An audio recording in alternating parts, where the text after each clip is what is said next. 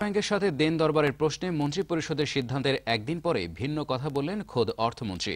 পদ্মা সেতুর অর্থায়নের সিদ্ধান্ত পুনর্বিবেচনা করতে বিশ্বব্যাংকে আহ্বান জানানো হবে বলে জানালেন তিনি।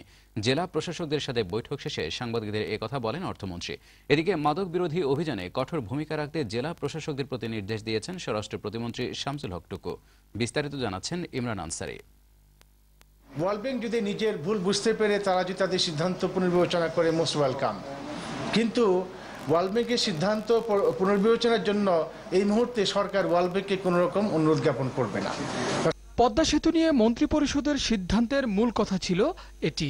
এছাড়াও বিশ্ব ব্যাংকের কাছে আর ধর্ণা দেবে না সরকার, প্রধানমন্ত্রীর এমন বক্তব্য থেকে সরে এসেছেন অর্থমন্ত্রী আবুল মাল আব্দুল মুহিত। জেলা প্রশাসকদের সাথে বৈঠক শেষে এক মন্তব্যে বিশ্ব ব্যাংকের সাথে সম্পর্ক এখনই ছিন্ন নয় বলে জানান তিনি।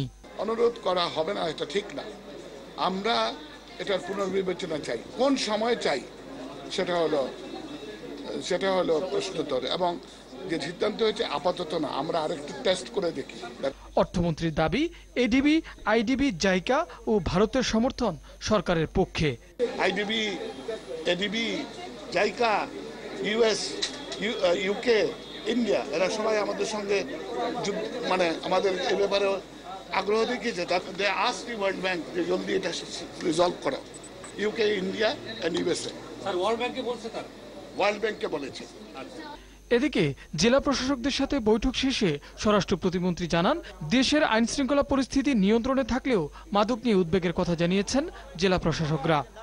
মাদকের আগ্রাসনকে এক নম্বরে গুরুত্ব দিয়ে তাকে কিভাবে নির্মূল করা যায়, এই আগ্রাসনকে প্রতিহত করা যায় এবং নতুন প্রজন্মকে সুস্থ রাখা যায়, রক্ষা করা যায়, সে বিষয়ে আমরা আলোচনা করব। সামনে প্রশাসনের সাথে আইন শৃঙ্খলা বাহিনীর সদস্যদের দূরত্ব তৈরি হবার বিষয়ে কোনো অভিযোগ পাওয়া যায়নি বলে দাবি করেন স্বরাষ্ট্র প্রতিমন্ত্রী।